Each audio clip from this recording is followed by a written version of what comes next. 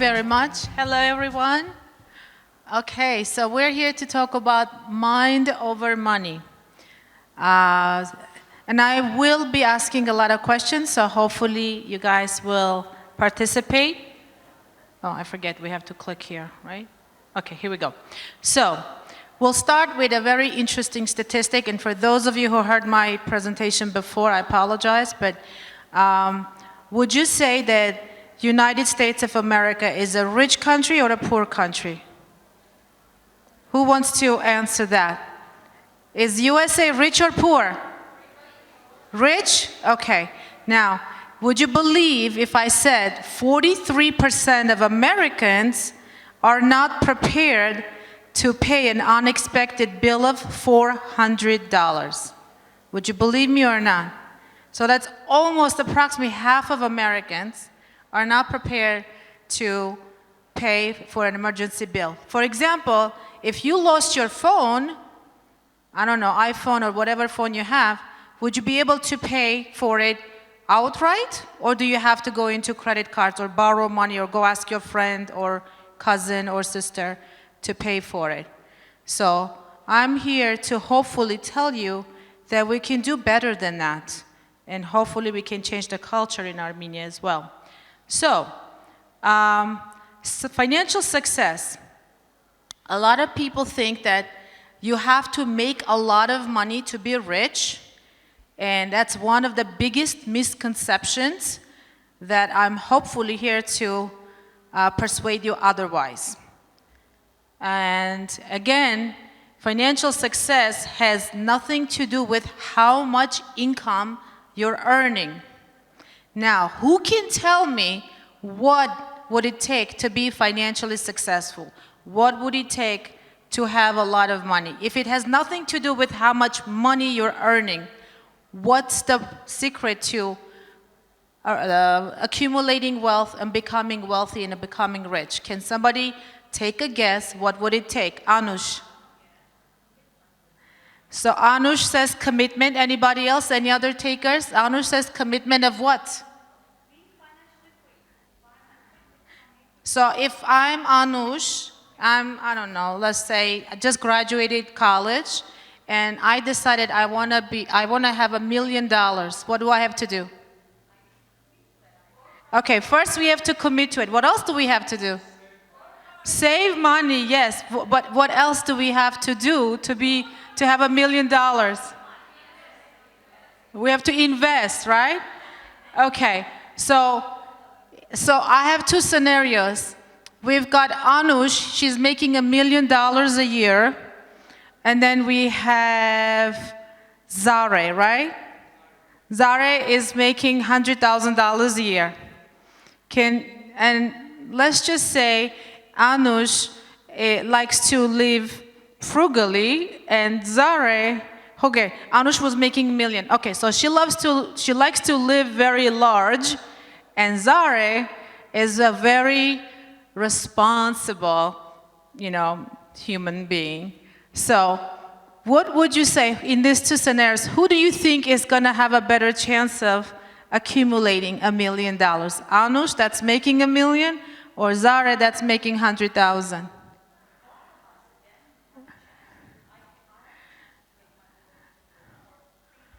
Okay, so we're going to go through a scenario and see what happens, okay, with that.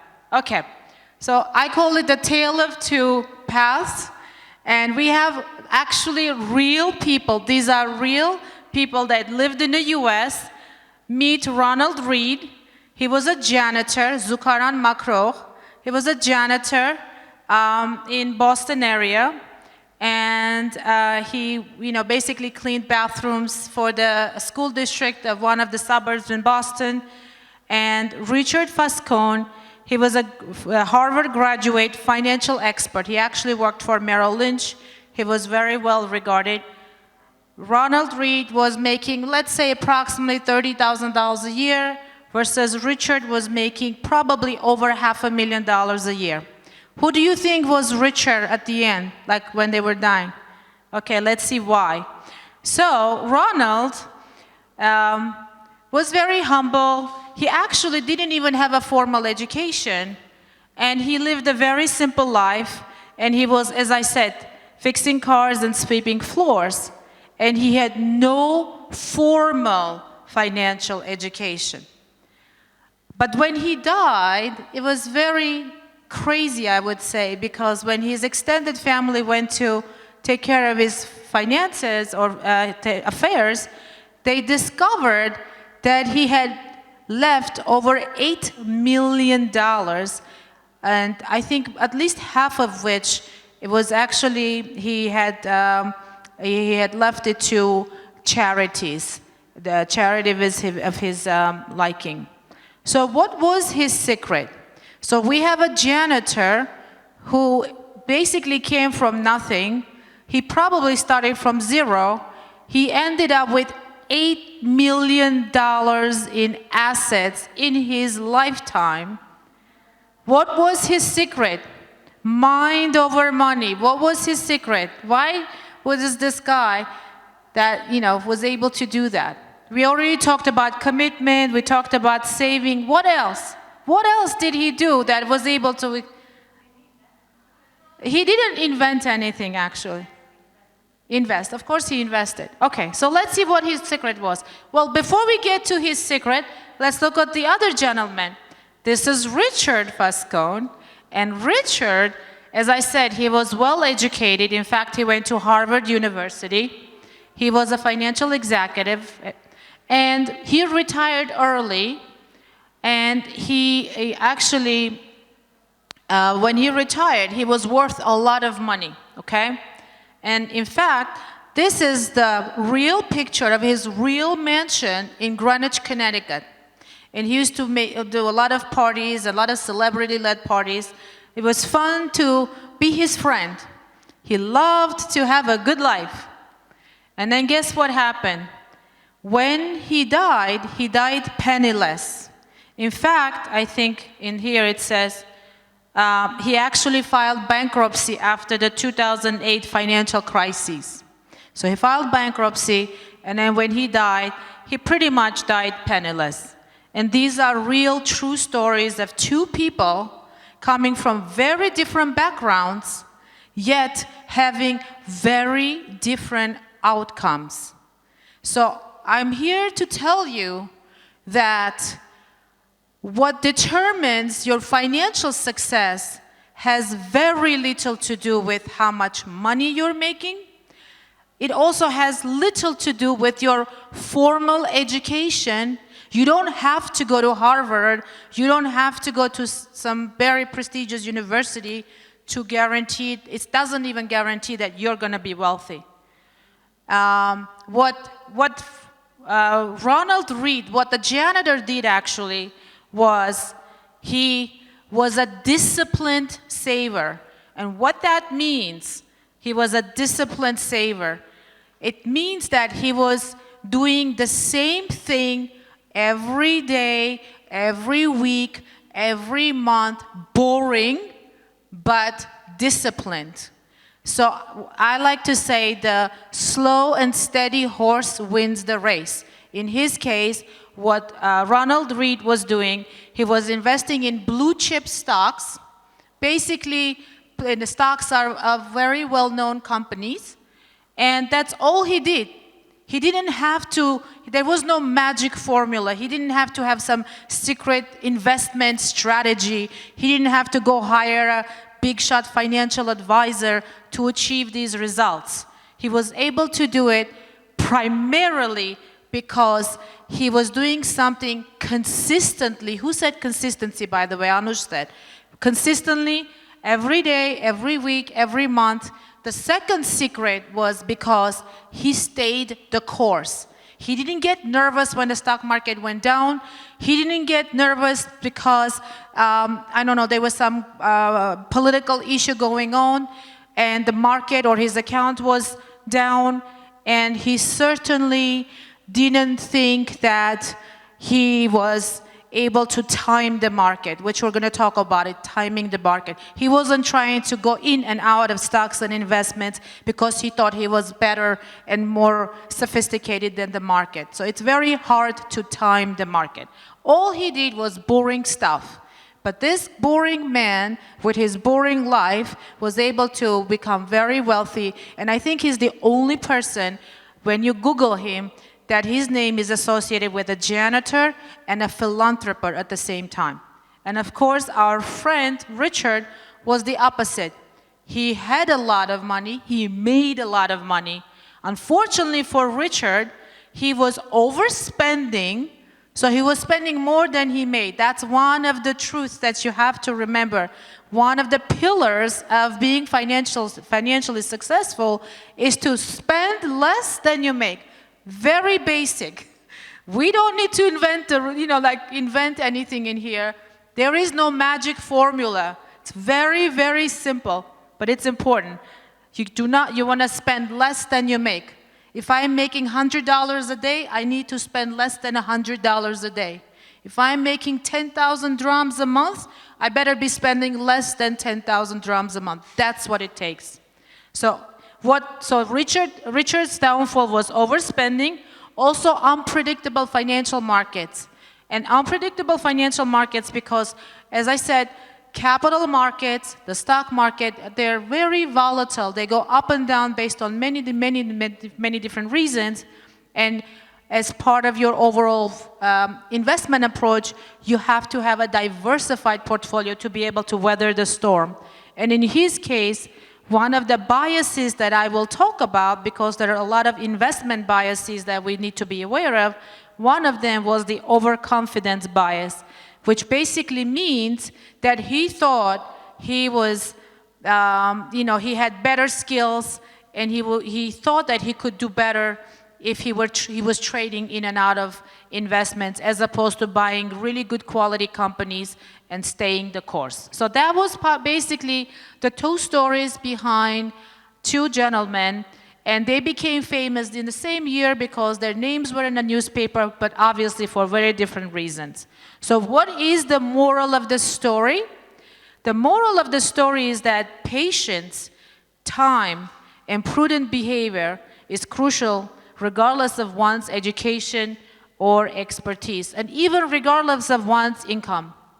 Because as long as you're spending less than you make, if I make $1 million, but I'm spending $1,100,000, I'm already in red.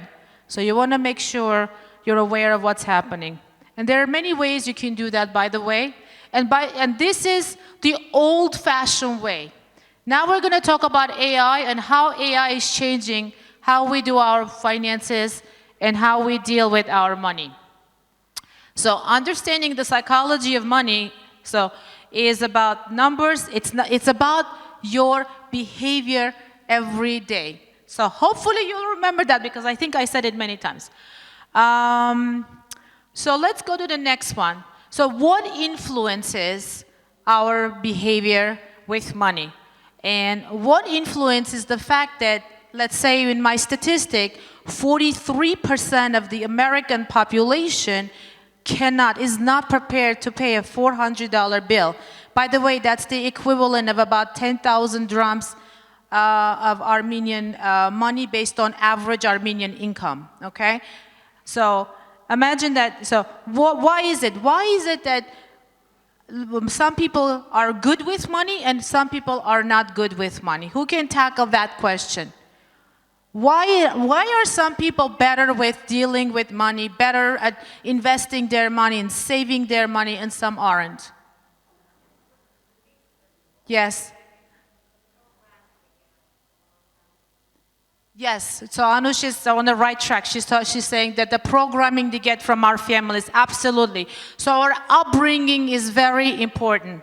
So how we grow up, what kind of families we grow up in. So if you grow up in a family where you're told money is bad, money is terrible, money is scarce, there is not enough to go around, they're always struggling with money, it will create feelings of like feelings of stress, anxiety when it comes to money. And in the contrary, if you're growing up in a, let's say, upper middle class family where your parents share their, their household budgeting, they let you know how they go about deciding, how are they going to spend the money, how are they going to prepare to take the family for vacation, because it's all about budgeting. For people who grew up with the environment where they're told that money is just a tool that we can use to achieve our financial goals, their relationship with money is going to be very different. And you can see that also forms the type of biases we end up having when it comes to money. Also, our experiences are very important. I'll tell you, when I became a financial consultant back in 1996, I believe, 97, I lived through like 2 or 3 major market downfalls. And I remember the first one, I had flown to Germany to see some clients. I landed in Dusseldorf, and the market opened, and the market was down. This was like 20 years ago. The market was down like over 500 points, and I had at least 10 clients that had margin calls. So it was a traumatic experience for a young financial advisor. I was in my 20s. I had just started out as a financial consultant. And it was such a traumatic experience because I felt personally responsible for these people's money, even though, again, it's, at least in the US, when you invest, there's a lot of rules that we have to follow. But that experience shaped me, the type of advisor I became going forward. And I almost became a little ultra-conservative because I was so concerned because I'd lived through such a major quick downturn in the market, and I've seen people, they can actually lose literally 40, 50% of your portfolio. You could go down in a very short period of time. That shaped me, and my personality as a financial advisor. So experiences are very, very important. And then the belief systems. We have a lot of different belief systems. So the financial scripts and beliefs are the subconscious stories we tell ourselves about money based on our past, and sometimes also on our genetics, okay? They influence how we earn, spend, save, and invest. And these are some of the belief systems or the scripts that we usually tell ourselves. We have a wealth abundance script, which basically means that we're associating wealth with happiness, which leads to risk-taking. How many of you like to go shopping when you're stressed out? Okay. How many of you feel really good when you come home with lots of new shoes and bags and clothes, right? Okay, so, and something, there are some people who are quite opposite. I know people who feel extremely stressed out after they do spending. After they go shopping, like literally a day later, they have this buyer's remorse. They hate the fact that they did it. They're like, oh my God, why did I even do this, right? So it all is based on our financial beliefs and our scripts that we tell ourselves. We also have money equals security, prioritizing savings and building an emergency fund. And it's interesting because different cultures have different personalities when it comes to money. For example, Japanese people love to save. They are just such great savers. Also some other cultures, Germans like to save, Austrians like to save. And then we have other cultures like the Indians and Brazilians who love to gamble. They just love to gamble. And so depending on what is your relationship with money, for some people, having the security of knowing that I have enough, that no matter what, I'm prepared for unforeseen situations, that's far more important than for others. And again, also based on your personality, even though general financial planning, when you talk to a financial planner or when you do your research, it says that you're supposed to have at least 3 to 6 months of your monthly expenses set aside as an emergency fund.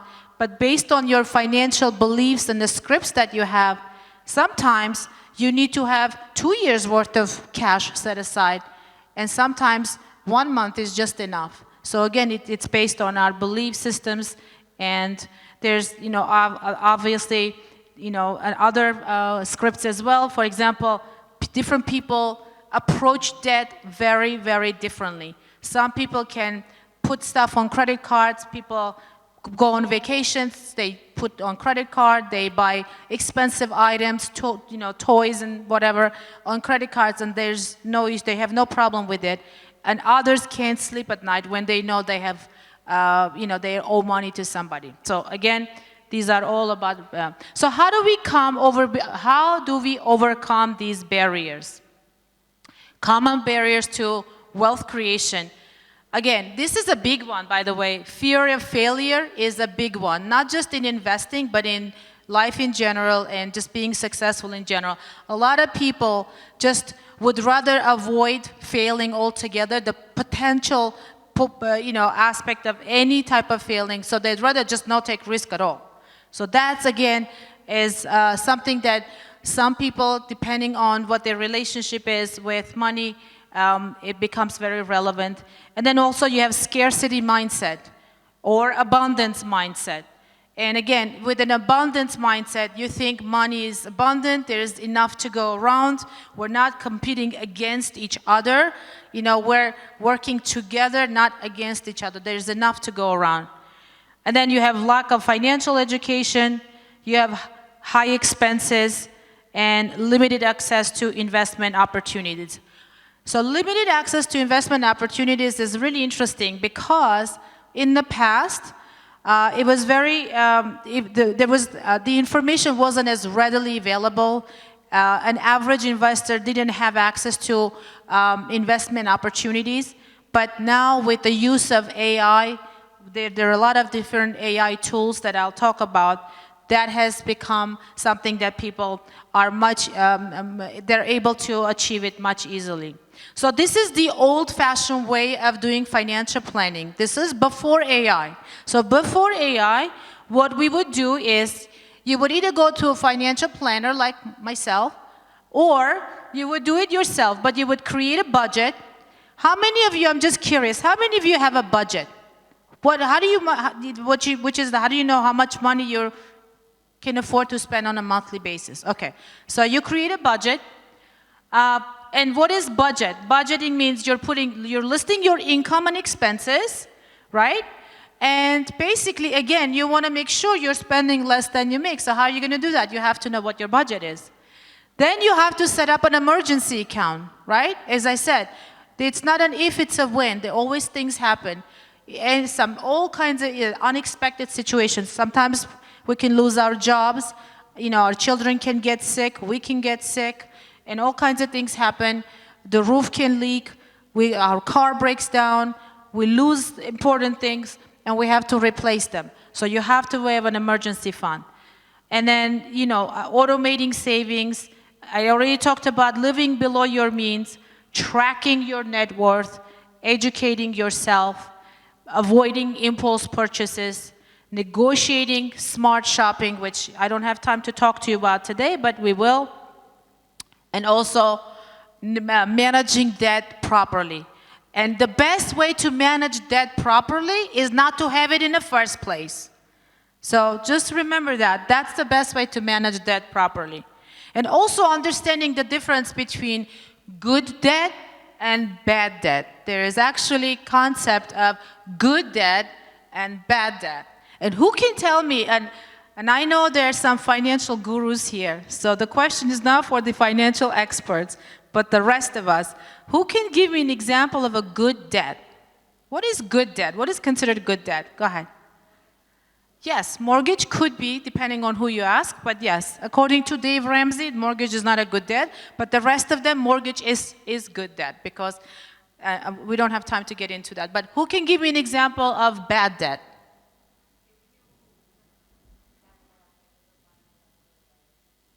Say that again?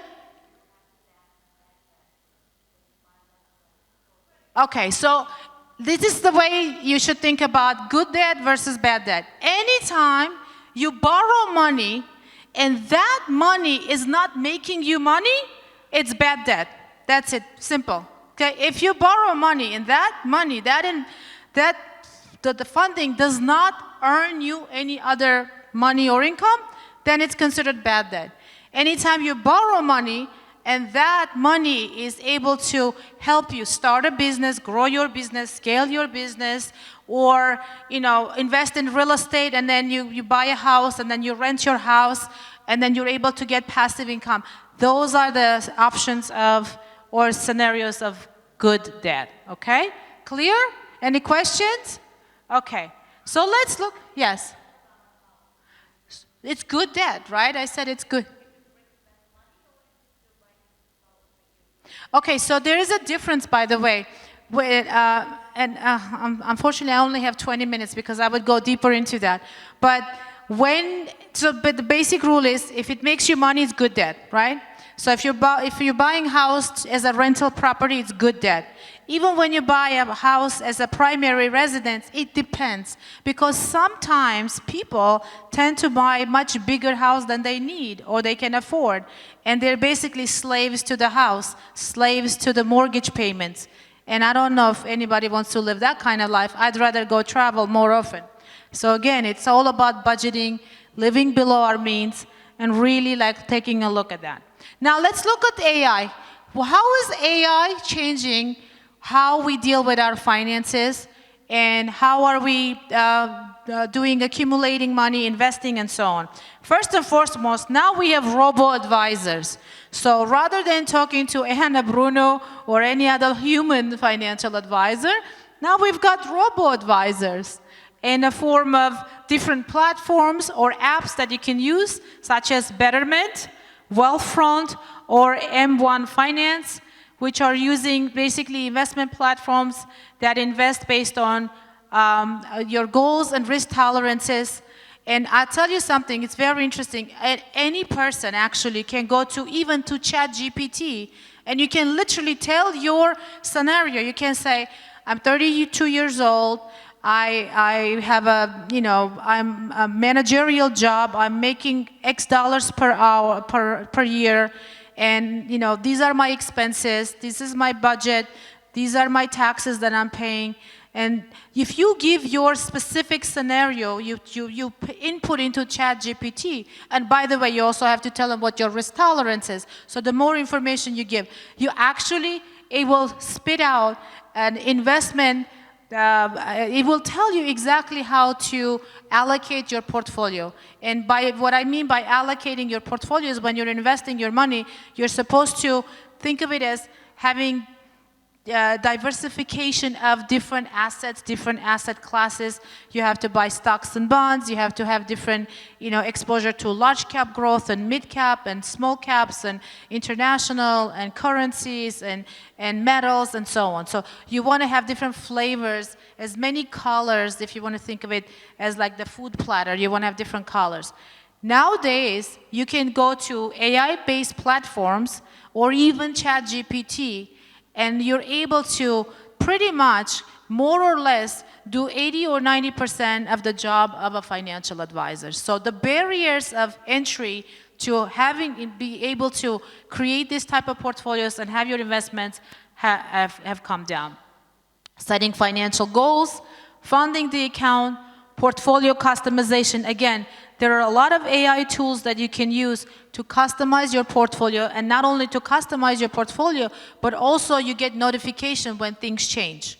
When let's say you started with a 60-40 allocation, markets are up and down, and then at the end of the year, if the portfolio allocation is let's say it's more than 10% away from your original allocation, the AI platforms will be able to notify you about that, and you can actually go and reallocate your portfolio.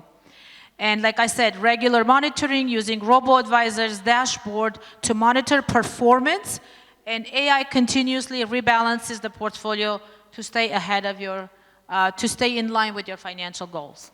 So AI transformations in the financial industry. I'll give you a couple of different examples.